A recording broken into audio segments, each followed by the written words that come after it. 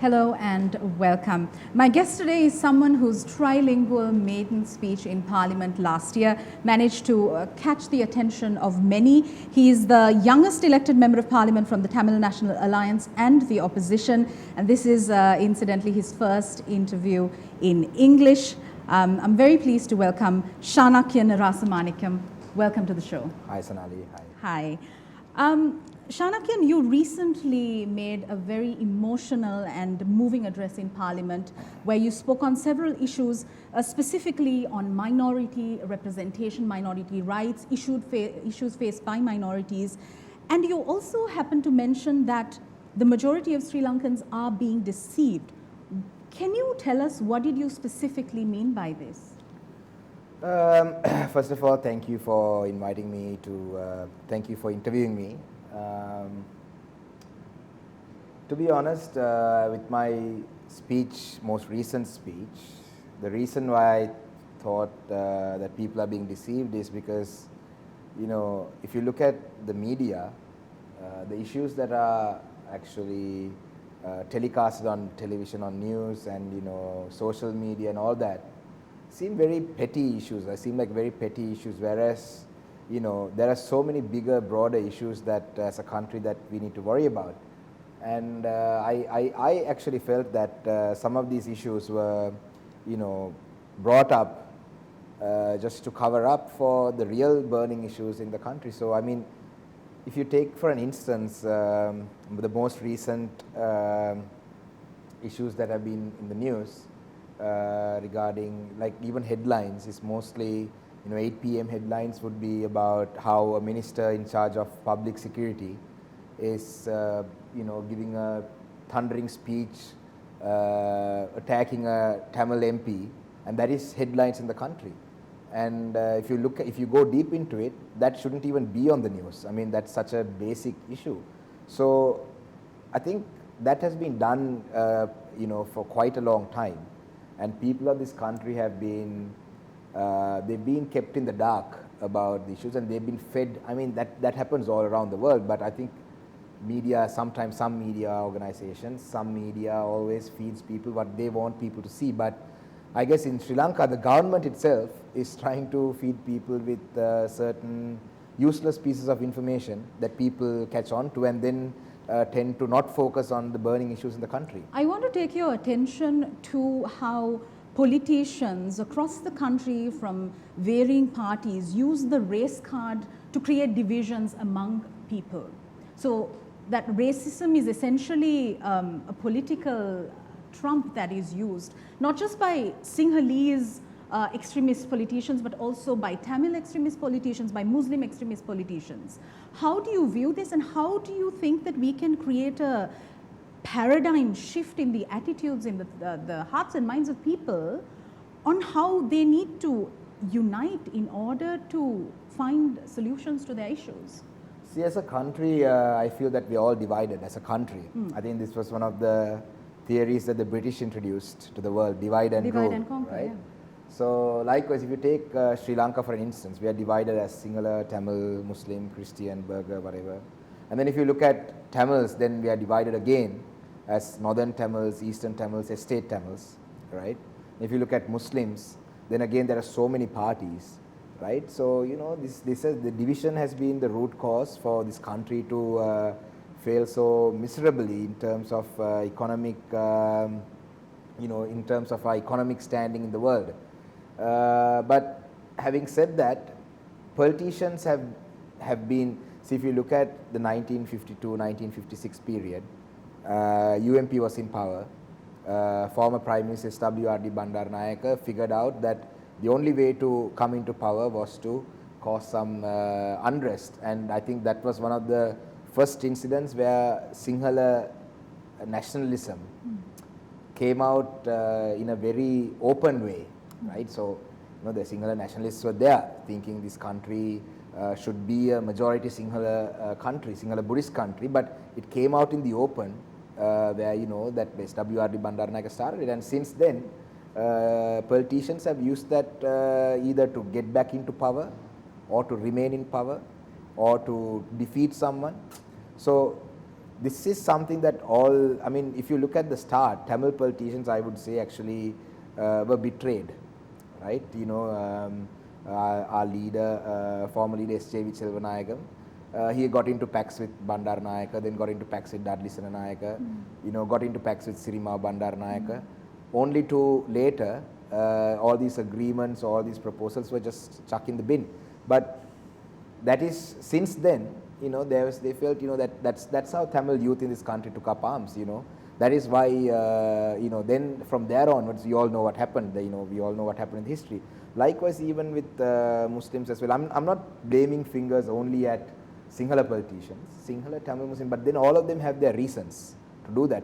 But why I sometimes tend to point a hand towards the Sinhala politicians is that they are the majority in the country, right? So, you know, even presently, you know, I think this Gotabaya Rajapaksa's government came into power purely riding the ethnic wave, right? Now since they're in power, I think they should take a step back and figure out, okay, right, we are in power, we have 4 more years, do we still have to play these cards, or do we do things that that people look at these things and then want us to stay in power? So even in 2015, when 15 January, when Mahinda Rajapaksa lost, former president, I think he lost it because he used the ethnic card too much. He got antagonized the Tamils and the Muslims, ended up losing, and now they are back in power.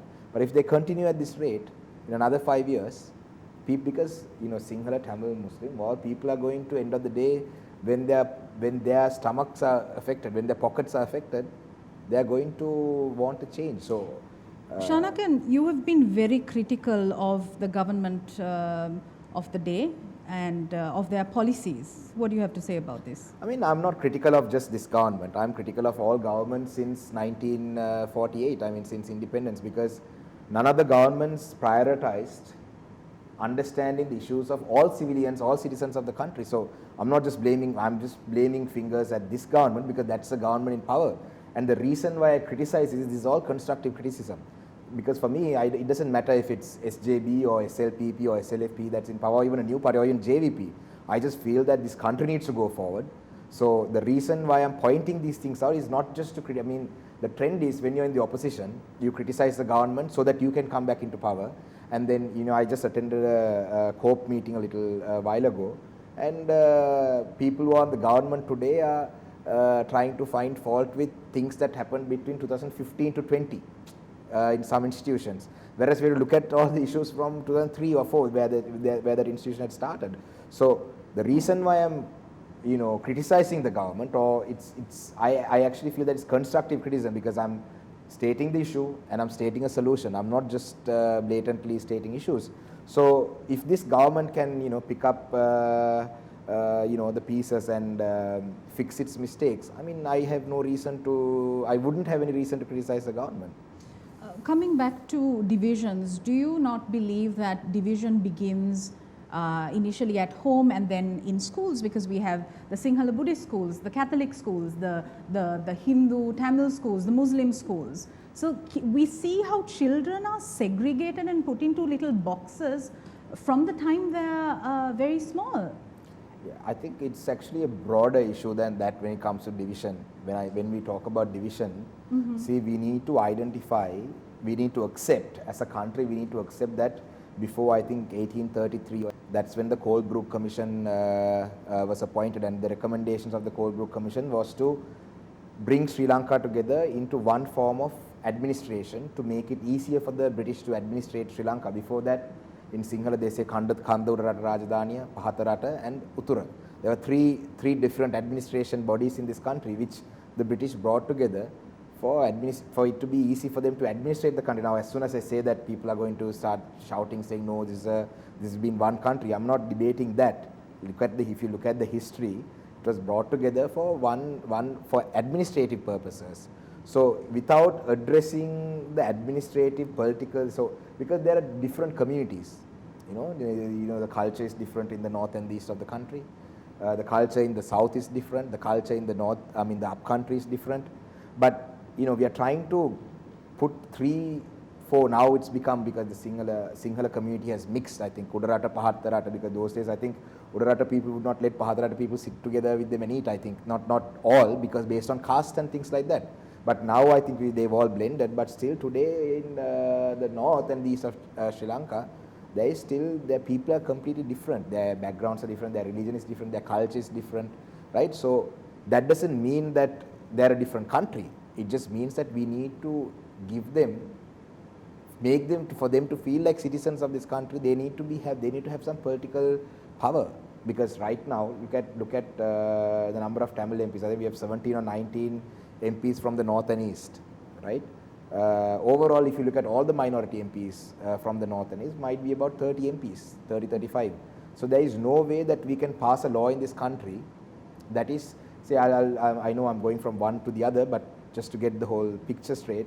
Now today they have appointed a task force for archaeological, to find archaeological remains, and the presidential task force. Right now this task force is coming and they are grabbing private lands, they are getting hold of it. People have owned these lands for years and years, and they have deeds, and they are getting hold of it, and they are going to demarcate boundaries, and they are going to acquire it. Now I understand that archaeological sites need to be preserved, but how they do it is an issue.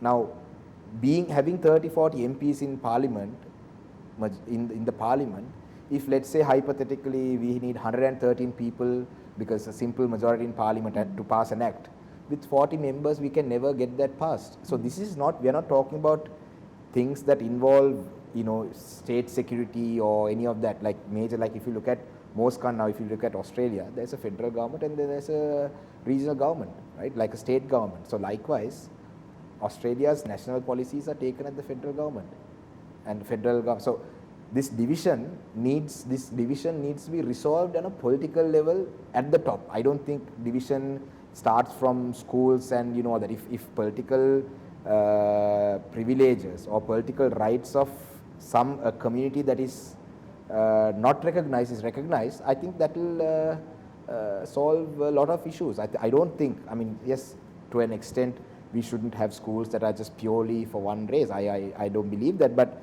I'm saying that is just a little right. Yeah. But there are also political parties that are dedicated to ethnicities, and the Sri Lanka Muslim Congress, the Tamil National Alliance, for example. So do you see a problem with that? I mean, that's the name, right? It's the name of the party. You know, it's a name. Tamil National Alliance is a name of a party. It's a political party. It's named Tamil National Alliance. It doesn't mean that Tamil National Alliance only speaks on issues that pertain to Tamils, right? Muslim Congress doesn't only speak about issues pertaining to Muslims, but I think, see, this is again what I'm saying. We are worrying about the lightest, smallest problem, right? The name of the party doesn't matter. Let's look at what they're trying to say. What this party's ideology is. That is important, right? See, what I said earlier was that people are fed these things.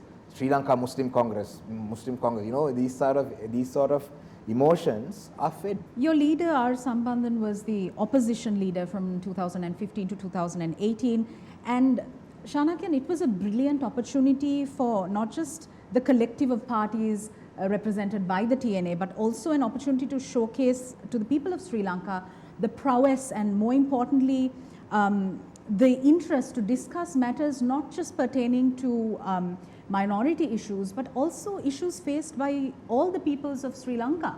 However, this didn't happen. So do you see this as an opportunity that was lost? Not really. I think, well, it was definitely an opportunity that was lost, because there was a unity government. SLFP, UMP got together and there was a coalition government. Yes, but I'm talking about the opposition leaders' role. Yeah, I don't think we can take one part of it out and analyze it. I think the whole reason why this country is in this position today is because Mr. Maithripala Sirisena decided to sack the government at that time, and that 2018 coup was the reason. I'll get to the point.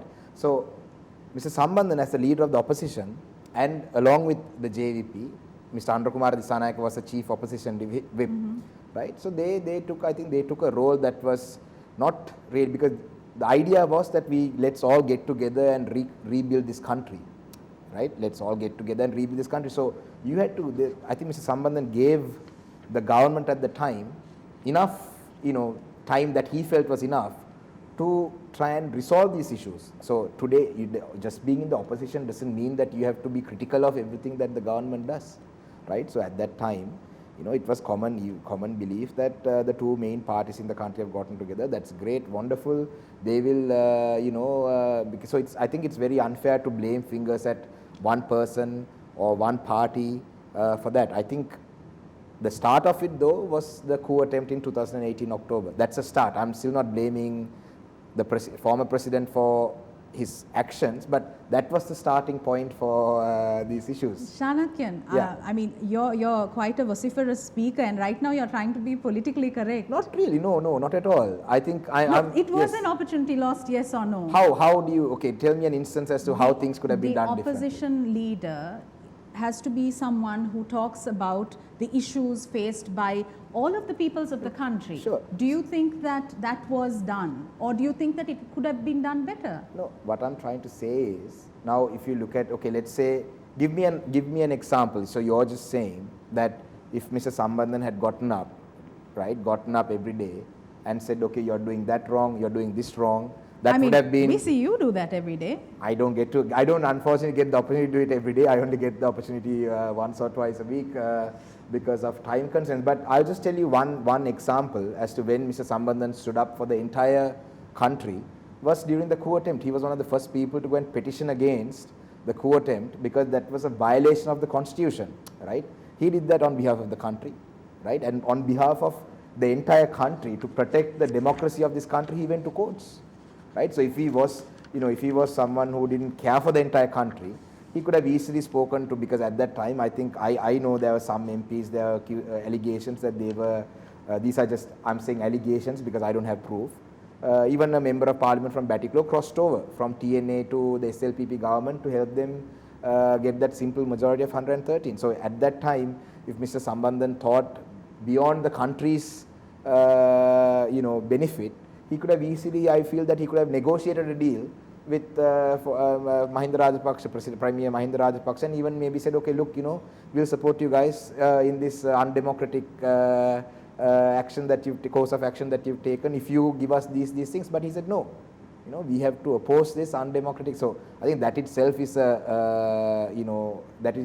an example as to Mr. Sambandhan standing up for the country. But then again, I think we are wasting time talking about things that have happened in the past. I feel that we need to be looking at the future, take lessons from the past as an example. But I think we need to spend more time as a country, as people. I'm not talking about this interview, I'm just saying in general, we need to spend more time thinking about our future. I'm glad you specified. Let's talk about the future. The Tamil National Alliance is an alliance of several political parties such as TELO, PLOT, ITAC. Now, your current TNA leader for over the past 2 decades has been Mr. R. Sambandhan, and within the party there's a discourse about the next line of leadership. What is the party's stance about it, speaking about the future? I don't think there is any issue within the party about that. Again, this is all... A discourse. Well, not really, because see, if you look at the TNA, it consists of ITAC, like you said. ITAC is a registered political party. Every day when we meet in Parliament, I have to tell you, I have to put this on record. Every day when we, as a parliamentary group, when we meet at Parliament, before the meeting, especially in Tamil media, there is this big article saying, the spokesperson is going to be changed, severe restructuring of the party is going to take place. But that's all like absurd. I mean, we see that on the news and then we are all surprised. But see, there is no real even discussion or even a tension about who the next leader is going to be, because Mr. Sambandhan is quite healthy, and I think he should be the leader, and he will be the leader for as long as it is needed, or as long as he's there. You're watching News First. We're going for a short commercial break. We'll be right back.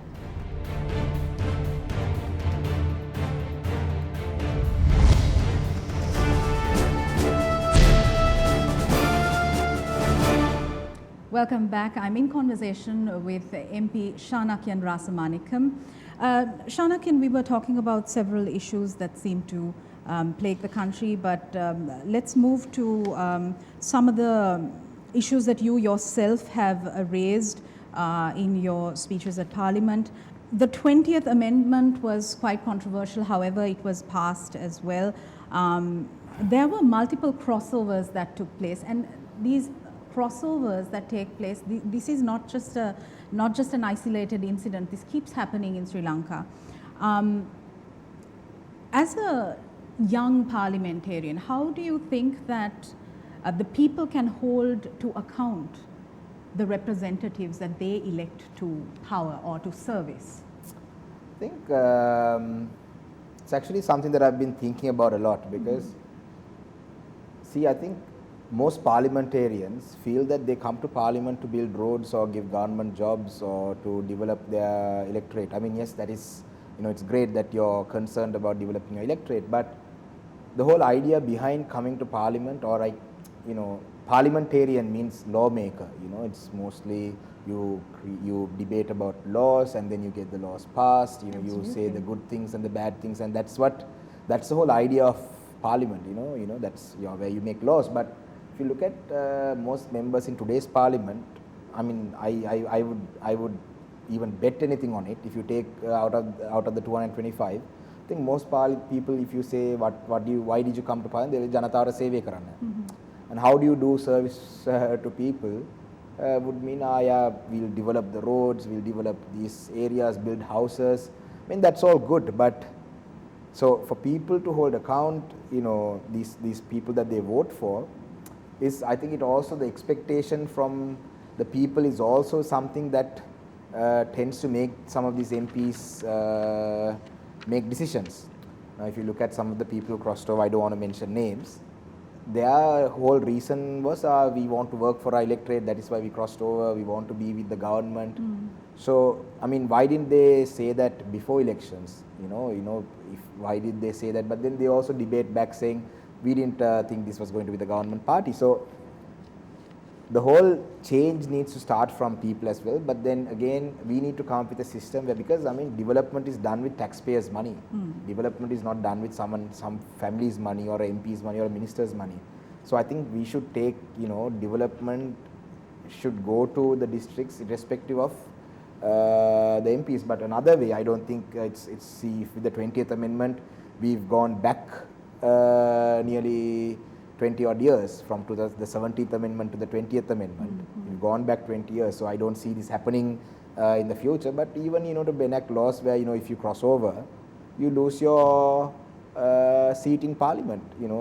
I think there's an act like that in the provincial council system, where you can't cross over, but you can, when you vote, you can vote. But see, you need to bring laws like that, where you represent a party, that is your party till the term is over. If you want to crossover, then you have to lose this. I mean, that sort of law could have been enacted and brought in, but the way this country is going, I don't see any laws like that being brought in here. But probably it will be even, laws could even be brought for, rewards for crossing over.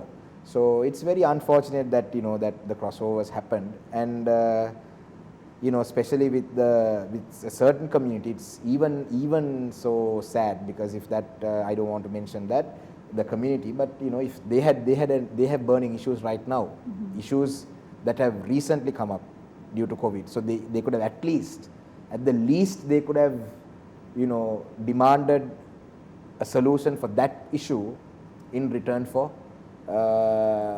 supporting the 20th Amendment, and at least then people would have said, okay, whatever said and done, they supported this to get something for us. But today, what have they supported and what have they gotten? That's a question that people who voted for them need to ask. Okay, what has he gotten out of it? Shanakiyan, prior to the elections, the TNA made a multitude of election promises. So as an elected representative, do you think it's feasible to fulfill these promises whilst being in the opposition? Do we have a powerful enough opposition at the moment, or do you feel like the opposition itself is divided? See, TNA's election manifestos, I would say, have been very consistent since the first election that the TNA federal party at the time had. And I think from 1976 or till the 1987, when the Indian Indo-Lanka Accord was done up, till then, that period, I think we said separate state. But other than that, it has been a very inclusive solution. within an undivided country. So that has been one of the main promises in our election manifesto since the early 50s. Apart from that, I think we have always promised people that we would do development, not compromising on our rights. Right? Today, if someone comes to me and says, okay, you know what, I'll build you 1,000 houses in Batticaloa, give up your ideology on political rights, I'm not going to budge for that, because 1,000 houses, if you can build 1,000 houses, and in a little while, maybe these people might not even be able to own these houses, because they could be taken over. I'll give you an example for that. Right now, there's an issue that's going on in Batticaloa, in an area called Mailatta Madanits. I'll say that really quickly. It's an area where 200,000 cattle are grazing, and during the paddy season, they are taken into this area. It has been used. 200,000 cattle. It hasn't. We haven't created that. That has evolved over time. 200,000 cattle is a large number of herd. So they have been traditionally going to this specific area, nearly 22,000 hectares. Some land belongs to Mahaveli, some to forest. And in 2011, I think it was going to be gazetted as a pasture land. Unfortunately, for some reason, it never happened. And now, at present, 900 families have been, or I think even 1,300, someone said yesterday, I don't know if that's true, 900 was confirmed. Families have been given 5 acres within that Mahaveli land, and the Honorable State Minister for Mahaveli himself admitted on, I moved an adjournment motion in Parliament asking for justice for this. This has been a long issue. It's been going on for 2 months. I think your sister network, Shakti, has been covering it. So, 900 families are giving 5 acres each on a haphazard basis, right? Now the cattle is going to go into that area, and these people are going to cultivate maize. Now the cow is going to this cow is going to see the beautiful maize plantation, is going to have a party, So if we don't have these political rights, we can't stop that. Now when we go to the Mahaveli authority, they are saying, yes, it's illegal, but we are going to give it, because the presidential task force has said to increase maize production in this country.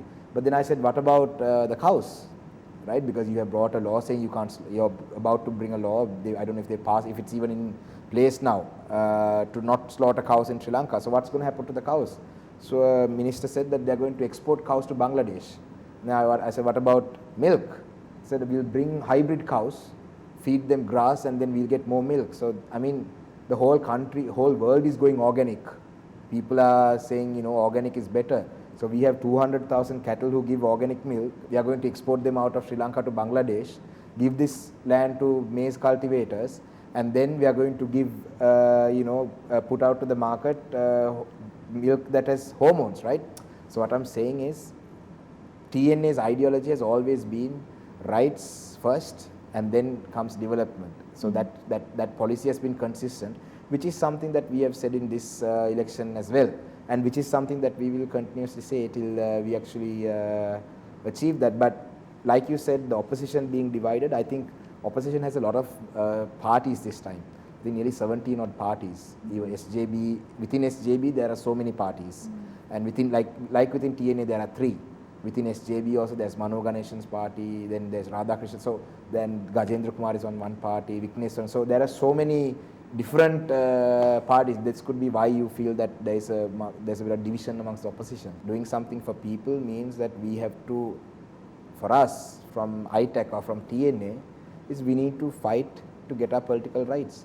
So unfortunately it has been given to a set of people who have to decide if they're going to give it or not, but it's something that is, that should have been given a long time ago. So our people are, voting for us to do this. Our people are not voting for us to go join the government to take ministries to build houses. Yeah, incidentally, you started your political journey with the Sri Lanka Freedom Party, the SLFP. Was this flawed judgment on your part? Not really. I lived in Australia up until 2012. I did my primary education in Sri Lanka, then I went for higher education to Australia. Then I worked there as an accountant by profession. So then I moved back to Sri Lanka, and then, just like any other person, I thought,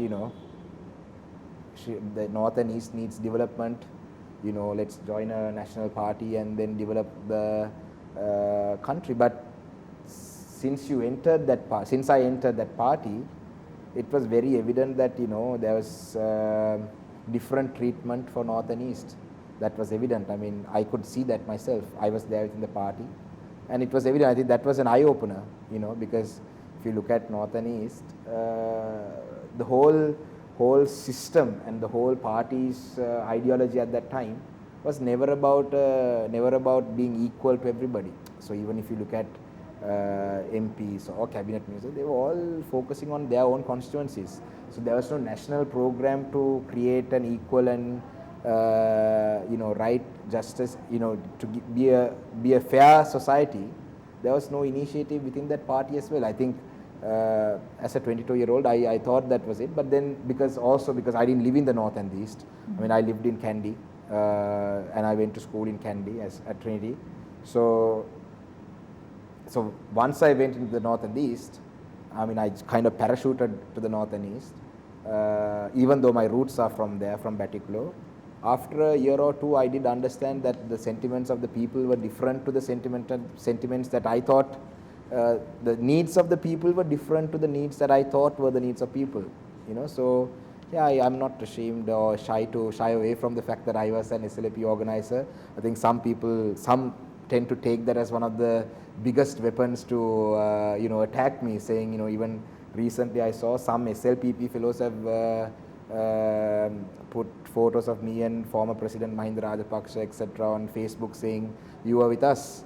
I mean, you know, so are they saying that's wrong now? Is that why they are putting it? So you know, if they are in that path, so I mean, these are all petty politics that I don't really worry about. Shanakiyan, I'd like to bring in the gendered aspect into this conversation. One of the aspects that is mentioned in your in the TNA manifesto is gender equality and equity. Now, under the previous parliament, there was one female representative from the TNA, but right now there are no females representing the party. How do you view this gendered aspect? How do you think that female politicians need to now be brought to the fore, because there is a great deal of sexism and gender discrimination that also takes place, which most of the time men aren't really either aware of or can't be bothered with because it's too complicated. How do you view this as a young parliamentarian and specifically from the TNA? This is an issue that the entire country needs to have a look at. I think every party, I think we have very few female members of parliament. I think we are equal in terms of population, but we are not equal in terms of the representation in parliament.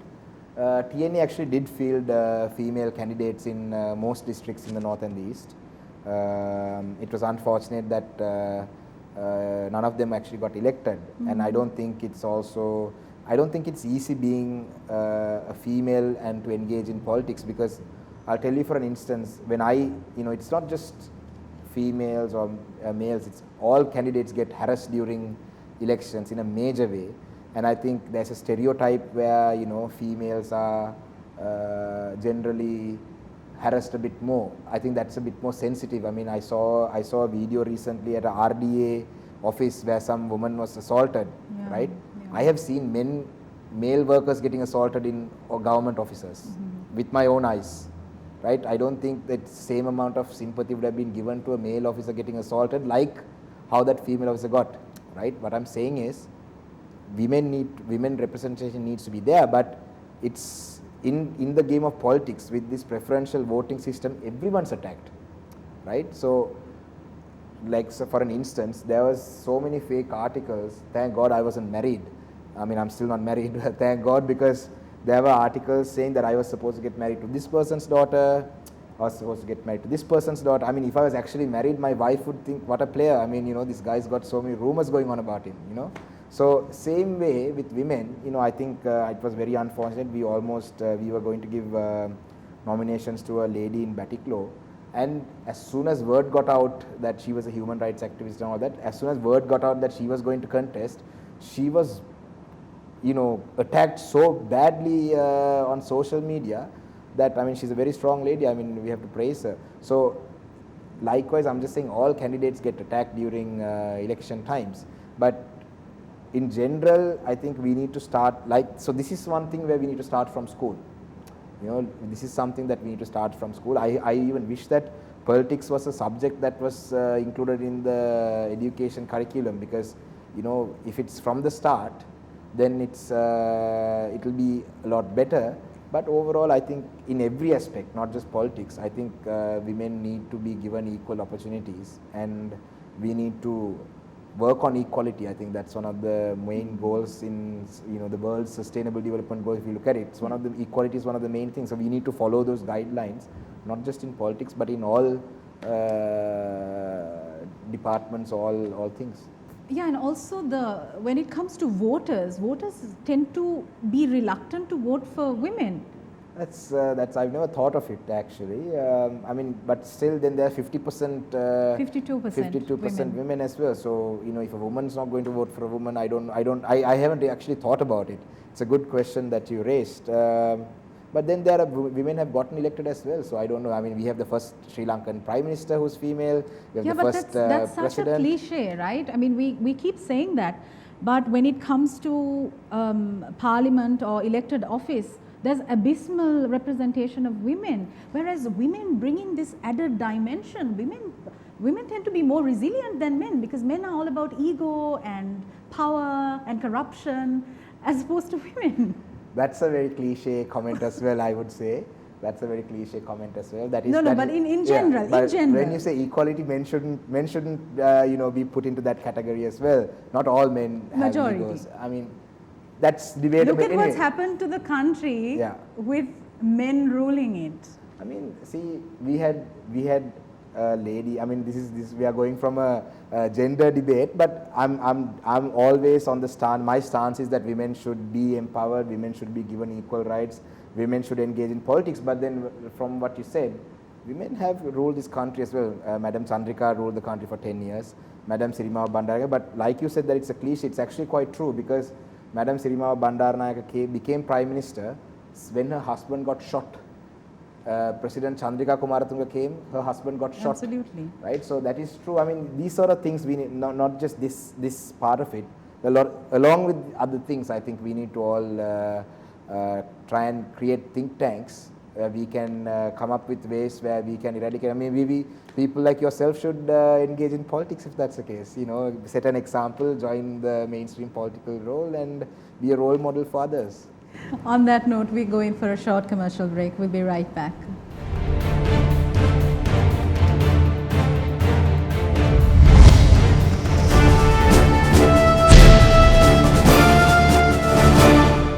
Welcome back to this exclusive interview with parliamentarian Shanakiyan Rasamanickam.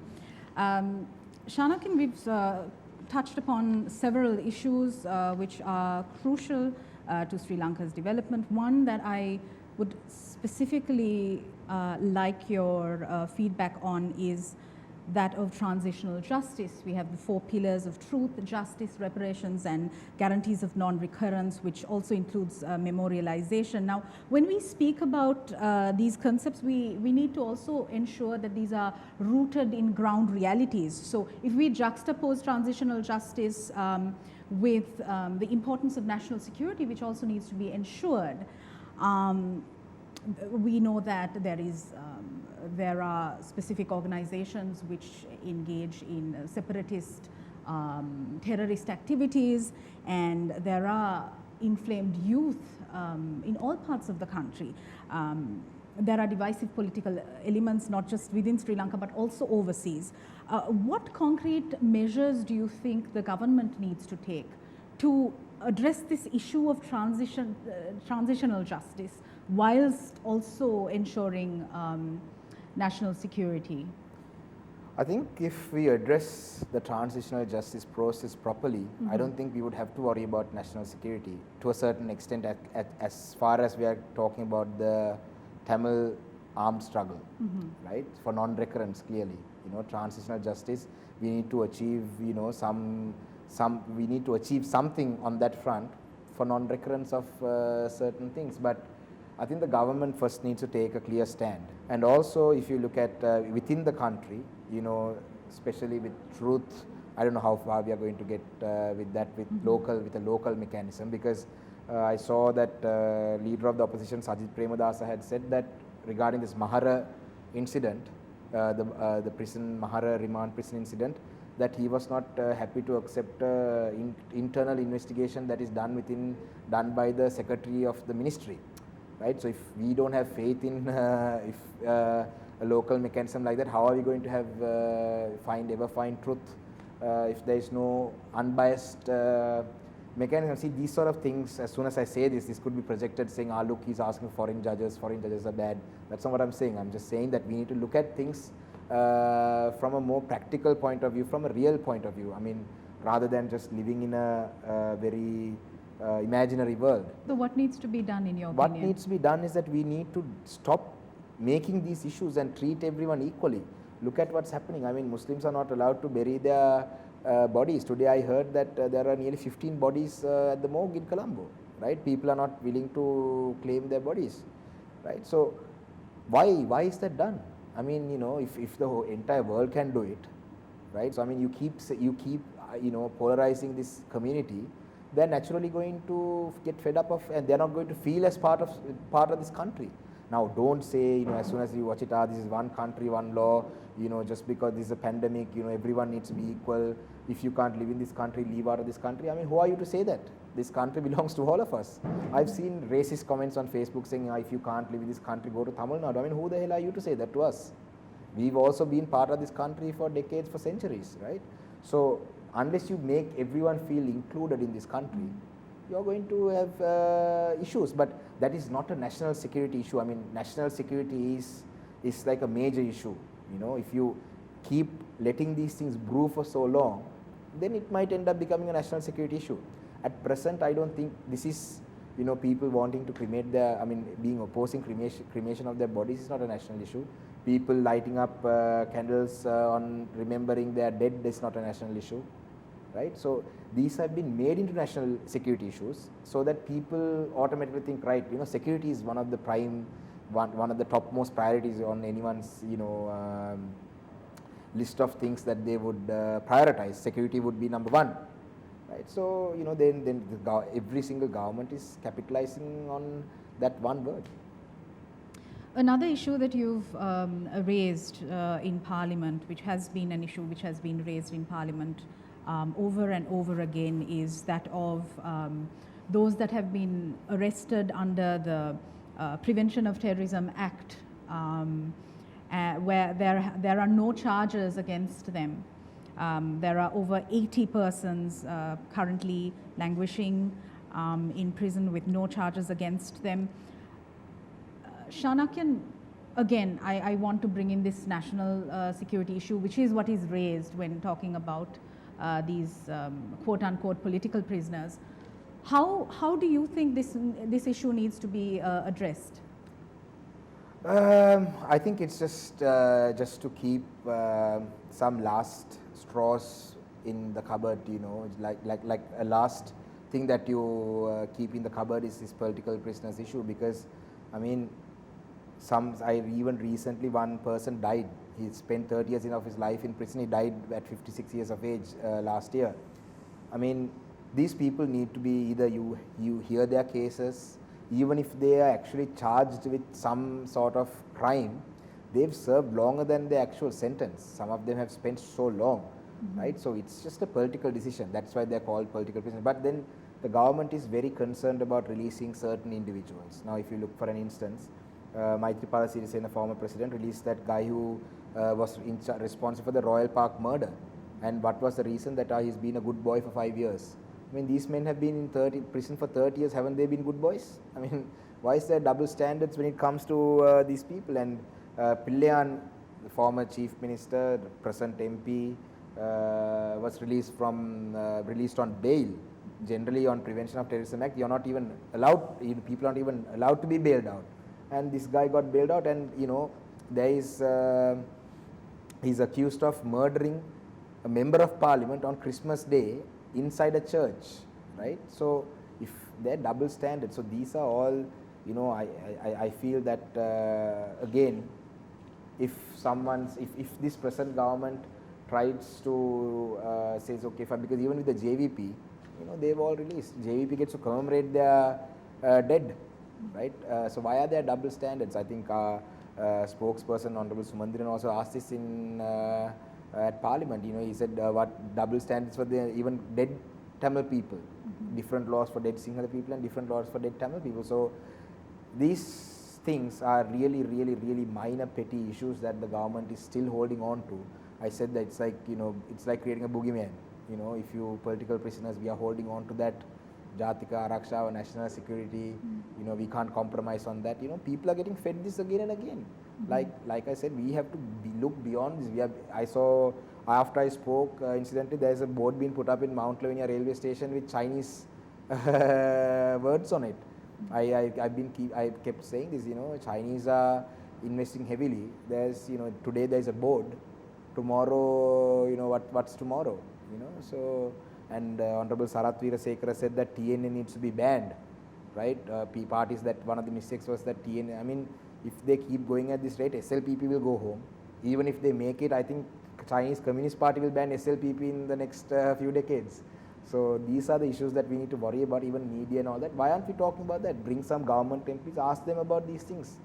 See, as soon as this country, any question is brought up, it's either Muslim issue, Tamil issue, or the Easter tax. Let's look beyond that. What's going to happen in the next 5 years? What's the national security threat in the next 10 years, 30 years?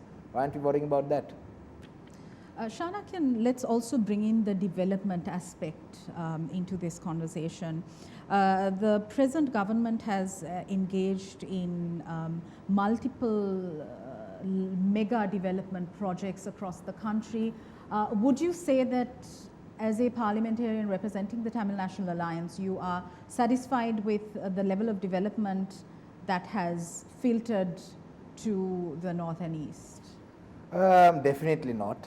I think from 2010 to 2020, that is including the Yahapalne government, 2010 to 20, it's not acceptable at all, because it was battered by war. The north and the east was battered by war. So, we missed development of 30 years, but that didn't mean that people in the north and east didn't pay taxes to the Sri Lankan government at that time. So definitely not acceptable. But having said that, as soon as we say that, people in the government today is talking about Utturu Vasantaya, Naganihira Navodaya, that was done by Mahinda Rajapaksa administration, and blaming fingers at Yahapalne not doing.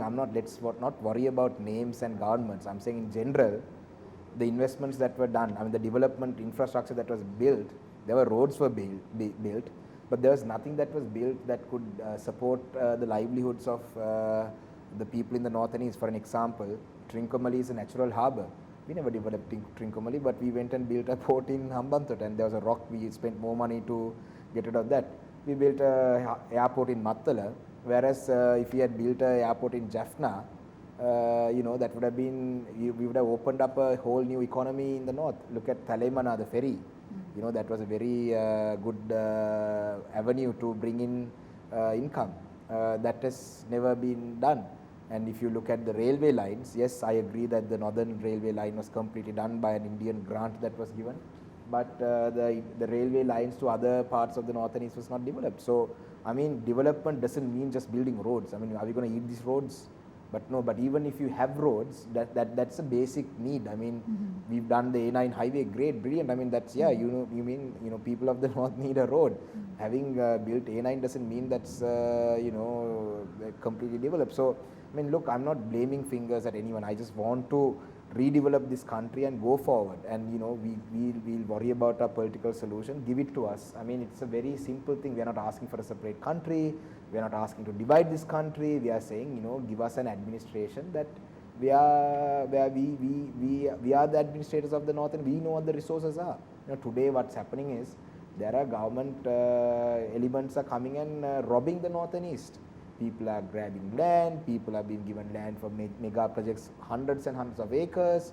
I mean, why we don't even know what's going on. So sand is being mined out of Batticaloa in trains. So instead of developing the resources there, as soon as we say projects, The only sort of project that they do is give 500 acres, some mega multinational company comes, makes the money and then leaves. We don't develop the economies of the people who live there. So I've always said, if you develop the accessibility to the north, then the north and east will automatically get developed. If you look at south, look at the backpack hostels, you know, the number of tour guides. I mean, how many do we have in the north? And create even in terms of IT, have we looked at IT? You know, we missed the IT boom. You know, we never capitalized the IT boom, right? So we can even create IT hubs. I mean, how many, there's so many IT graduates in this country working at communication centers, photocopying papers or repairing like mobile phones. I mean, and we have missed, we are still not too late. We have entirely missed the IT revolution so far. Look at the number of IT parks in India where they have, I mean, those sort of things we need to look at that to take this country. Political solution, yes, we are very strong. We strongly believe that that needs to be given to resolve the entire issue, and so we can go forward as a country. But in the meantime, we need to look at these sort of things as well, so that, you know, this, you know, economy in north and east develops, the country's economy also will develop, because we have so many resources there. Look at the coastal belt, look at the resources that we have there. So I'm not happy with the development. I'm hoping this government will be better than the previous governments, both governments. In terms of development, we also need to talk about developing and harnessing the hearts and minds of the peoples. For example, providing psychosocial care for those that have been affected by the conflict. Do you think that we have done enough in that respect? I don't think we have done enough in that respect in the entire country. Look at the number of suicide cases. Mental health is something that's really, really important. I mean, for a happy country, I think mental health is really important, and I think we need to take the stigma out of, people who take the go to mental health professionals, right? You know, as soon as you say mental health professional, you say pissu. You know, that's not it.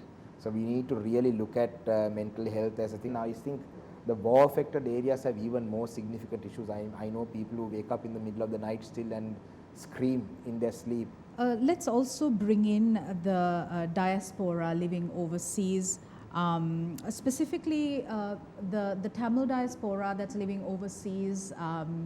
There's Priya Raghu, Swiss Tamil artist, Maitri Ramakrishnan from Netflix's Never Have I Ever.